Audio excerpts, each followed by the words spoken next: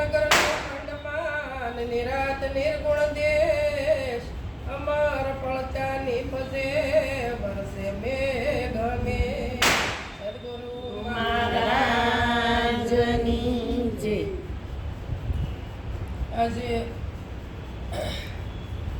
અમારા મહારાજના આંગણે દર ગુરુવારનો સત્સંગ થાય છે.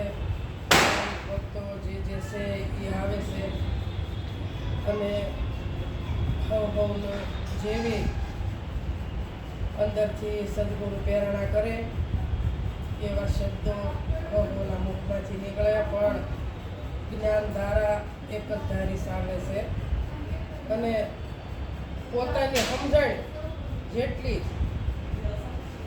એવા એવા ભજન બોલાય છે, એવા એવા સત્સંગ શરૂ થાય છે, પણ આનંદ એટલો આવે છે કે એ આનંદ સત્સંગમાં હોય ત્યાં સુધી જ આવે. ઘરે આપણે બેઠા રહી તો એ આનંદ આવતો નથી. આપણે એમ કહીએ કે ભજન તો ઘરે બેઠા થાય છે, પણ જે આપણે સત્સંગમાં આનંદ લઈએ છીએ એવો આનંદ ઘરે બેઠા આવતો આપણને એમ થાય કે દર ગુરુવારના સત્સંગમાં શું આપણે જઈએ છીએ, પણ સત્સંગ તો એક ઘડી આદિ પુલ મેં આદ તુલસી સંગત સાધુ કે કટે કોટી અપરાધ. જો સંતના સંગમાં અડધી કલાક નહીં પણ એક ઘડી સંતોએ કીધી ને એમાંથી આધી ઘડી અને એમાંથી આધી પુલ મેં આદ કે જો 5 મિનિટે જો સત્સંગ મળી જતો હોય ને તો આપણો ફેરો સફળ થઈ જાય. પણ એ બાઈ કીધું એમ કે આપણી તાકાત હોય સમજવાની અને એ સત્સંગ આપણામાં ઠેરાવે ને એમણે કીધું ને કે આજે આનંદ મારા ઉરમાં કે સર્વે તીર્થો આવ્યા મારે ઘેર.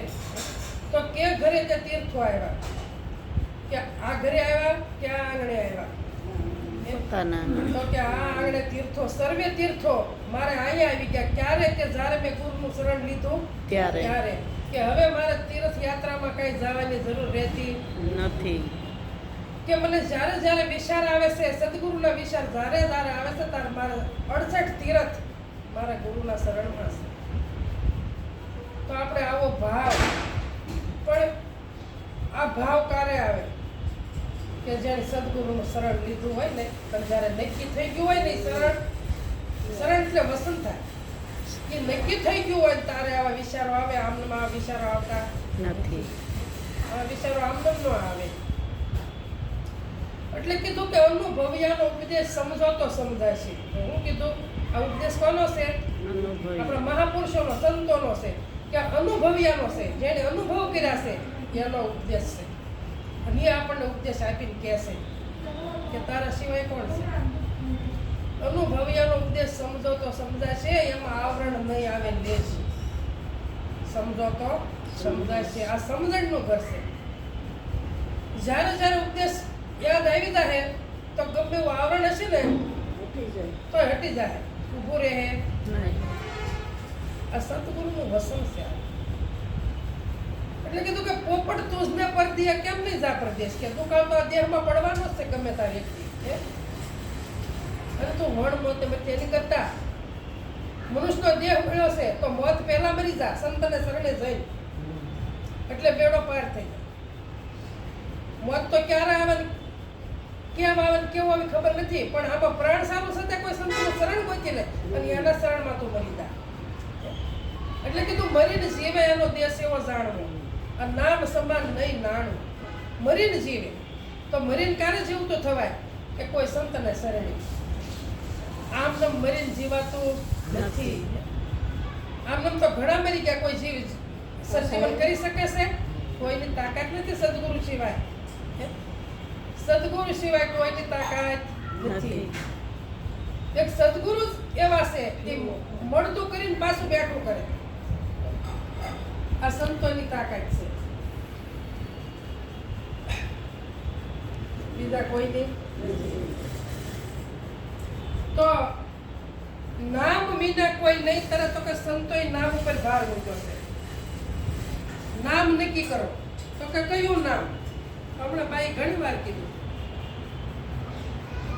કે આવ્યો પણ જાણ્યો નહીં મનુષ્ય દેહનો મરમ આ શેર લોટને કારણે કોટી બાંધ્યા ગરમ તો કે આવ્યો તો જાણ્યો નહીં તો કોણ આવ્યો તો કે મનુષ્યનો દેહ મળ્યો એને જાણી શક્યા નહીં તો મનુષ્યનો દેહ કે હું કામ મળ્યો તો કે પોતાની ઓળખાણ કરવા અને પોતાનો અનુભવ કરવા અને પોતાને જાણવા માટે મનુષ્યનો દેહ આપણને મળ્યો છે પણ આપણે વેડફી નાખી છે આપણને એમ થાય કે મનુષ્યનો દેહ આપણે પૂર્વના પુણ્ય છે એટલે મળ્યો છે એ વાત હાચી પણ મળ્યો છે તો આમાં કઈ રીતે તરાય છે એ આપણે વિચાર કરતા નથી નાવ મળ્યું છે આ તરવા માટે મળ્યું છે